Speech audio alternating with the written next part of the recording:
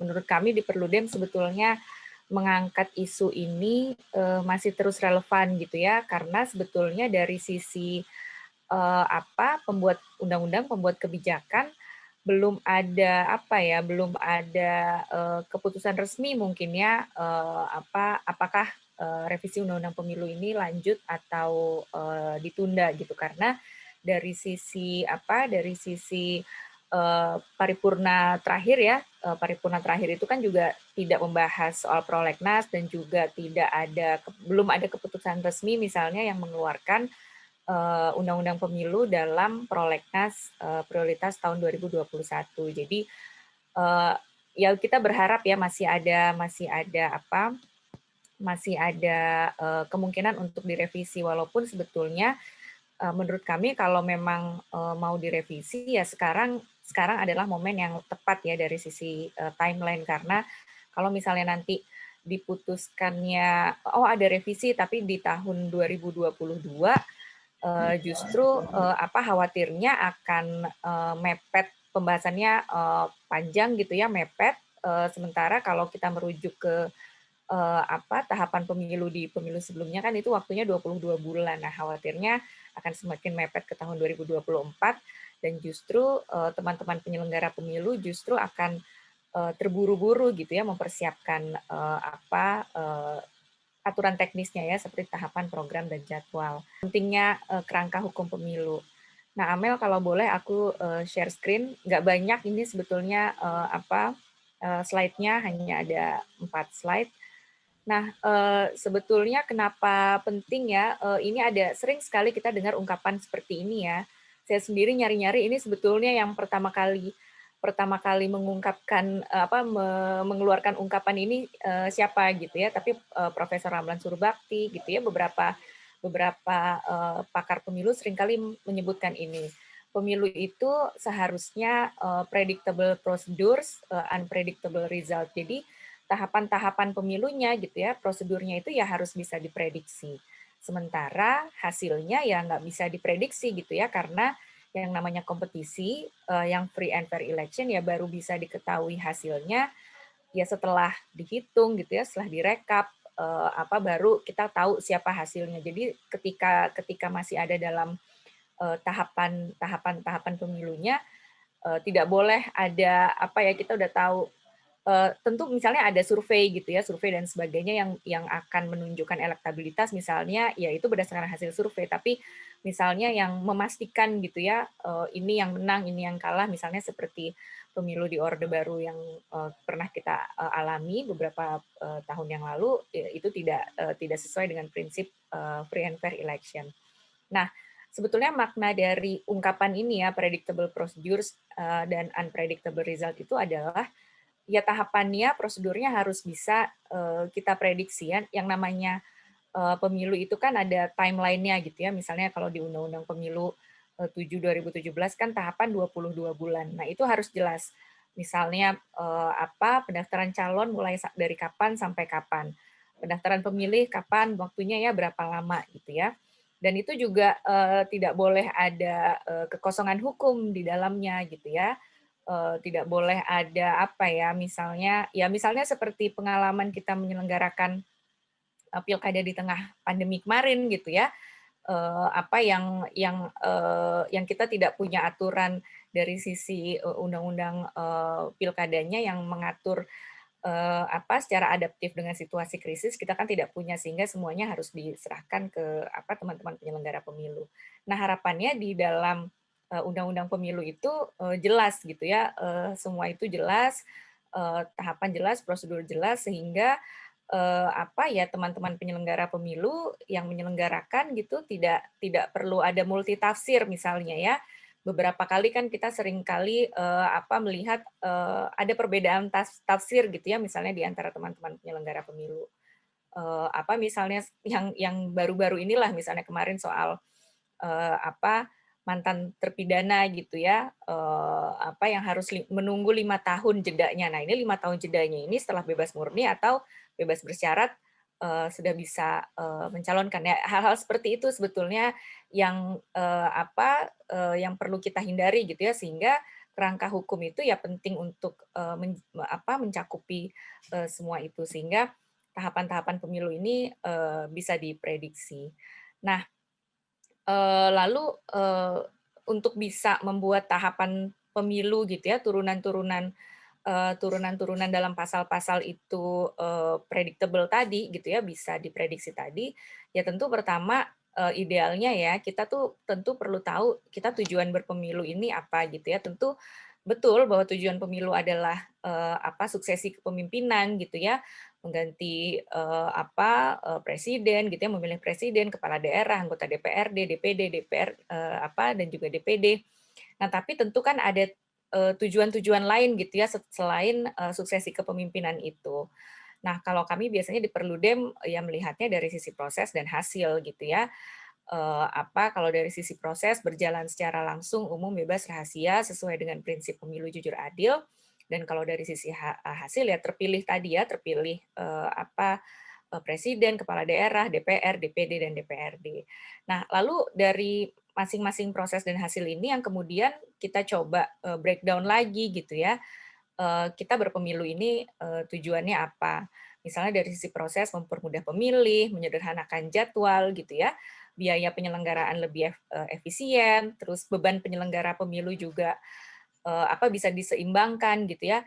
Nah ini, yang menurut saya juga relevan dengan putusan MK yang terakhir tentang desain keserentakan pemilu bahwa, MK kan bilang salah satu, dalam pertimbangannya MK sampaikan bahwa ya desain pemilu kita itu kalau mau diubah harus memperhatikan, aspek-aspek gitu ya, misalnya memberikan kemudahan kepada pemilih, penyelenggara pemilu itu beban kerjanya juga harus wajar gitu ya kalau menurut MK. Jadi, hal-hal ini yang sebetulnya, perlu kita, jadikan ya tujuan pemilu kita ya harus harus melihat, hal-hal ini. Nah, kalau dari sisi hasil, misalnya partisipasi politik, masyarakat meningkat, menciptakan sistem presidensial yang efektif, menyederhanakan sistem kepartaian, dan juga memperkuat dan membuat partai politik kita lebih demokratis. Nah, kemudian kalau kita sudah tahu tujuan pemilu kita apa gitu ya, nah, turunan-turunan pasal dalam Undang-Undang Pemilu ini akan lebih mudah kita,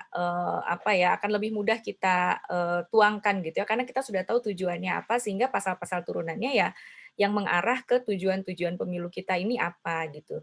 Sehingga dalam pembahasan, Undang-Undang Pemilu, dalam diskusi mengenai misalnya revisi Undang-Undang Pemilu, membahasnya tidak parsial gitu ya. Kalau kita kan memang selama ini kalau membahas Undang-Undang Pemilu itu ya belum apa-apa sudah langsung membahas parliamentary threshold misalnya mau naik atau mau turun gitu ya.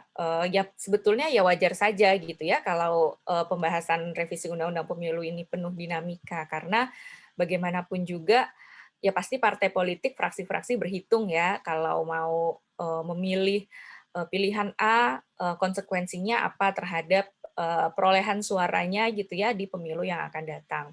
Hitungan-hitungan itu pasti ada ya di antara para, peserta pemilu.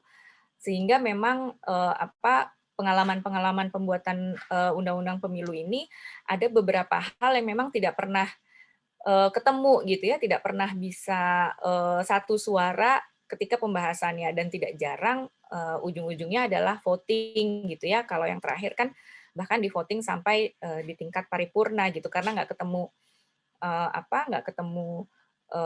ya didiskusikan nggak ketemu karena pasti punya standpoint-nya masing-masing.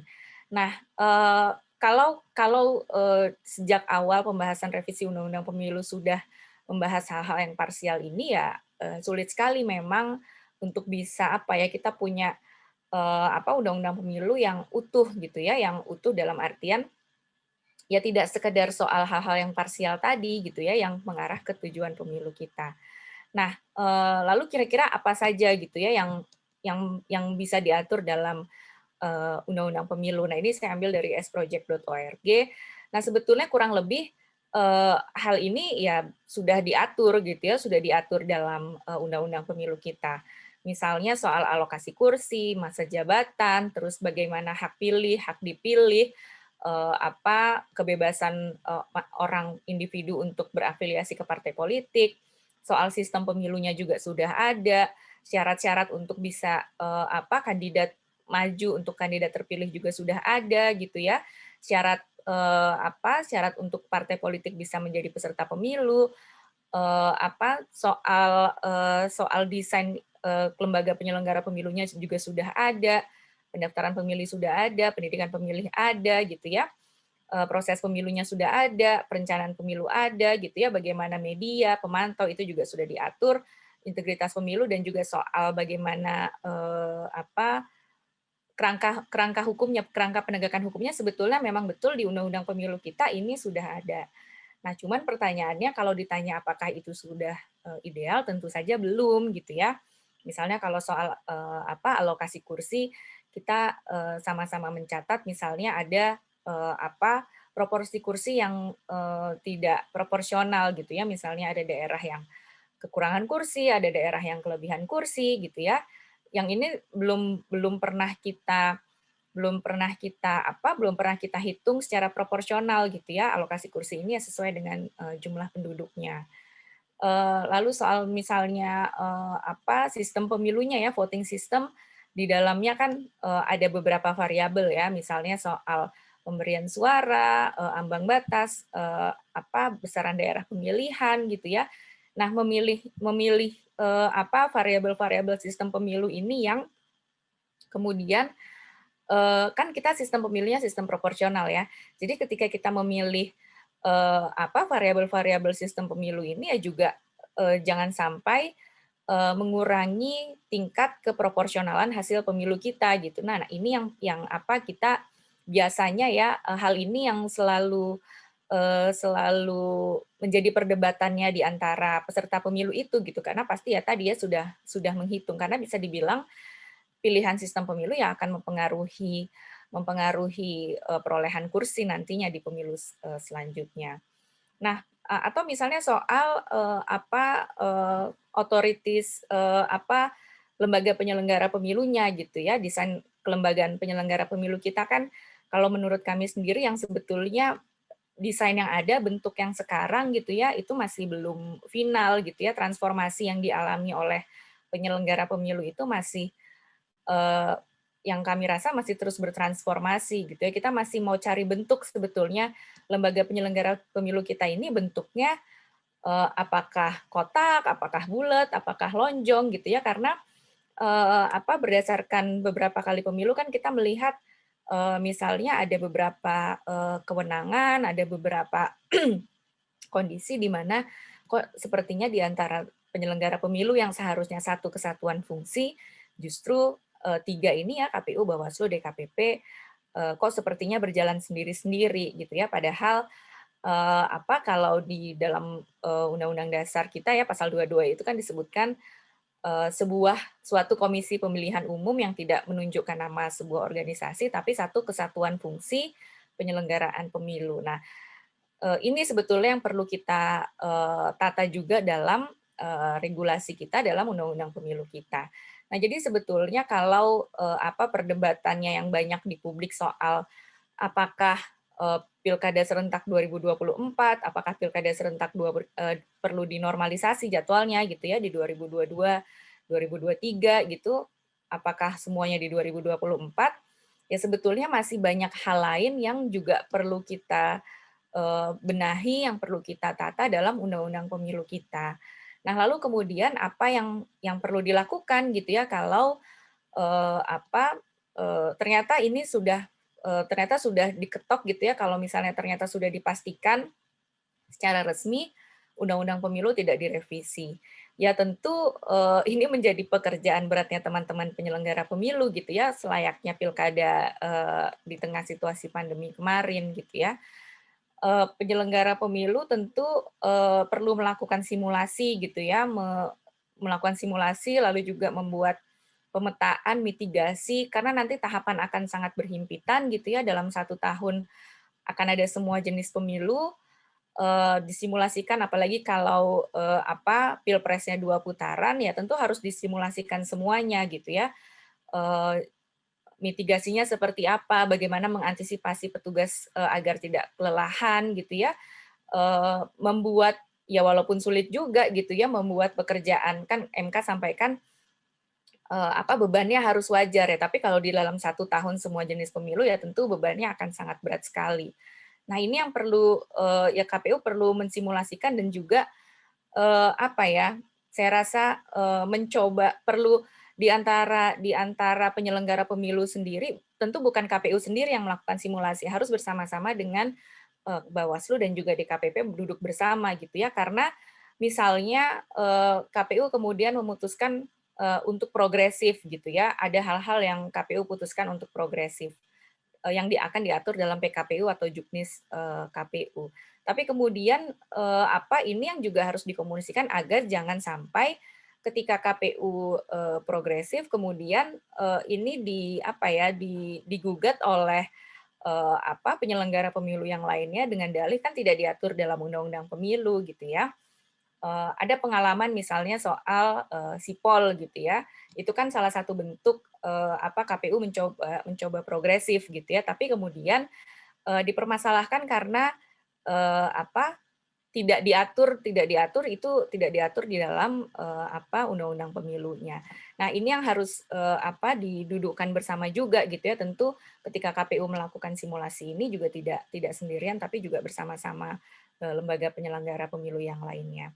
Nah, mungkin itu Amel pendahuluan ya dari saya terkait kenapa pentingnya membahas kerangka hukum pemilu. Ya tadi ya, sebetulnya tadi ada tadi ya memastikan bahwa tahapan pemilu itu, proses pemilu itu ya harus bisa diprediksi gitu ya. Kita nggak bisa menebak-nebak gitu ya, membuat menyelenggarakan pemilu ini menebak-nebak, oh nanti akan seperti ini, apa seperti ini gitu ya. Ya semuanya itu kan harus jelas supaya juga ada kepastian hukum gitu ya. Tidak ada hal-hal yang kosong gitu ya, ada kepastian hukum sehingga penting gitu ya kerangka hukum pemilu ini kan tidak sekedar tidak sekedar mengatur nanti bagaimana menghitung kursinya, nanti bagaimana ambang batasnya dan sebagainya, banyak hal lain gitu ya yang perlu diatur yang sebetulnya sampai sekarang juga kalau menurut kami masih perlu ditata ulang.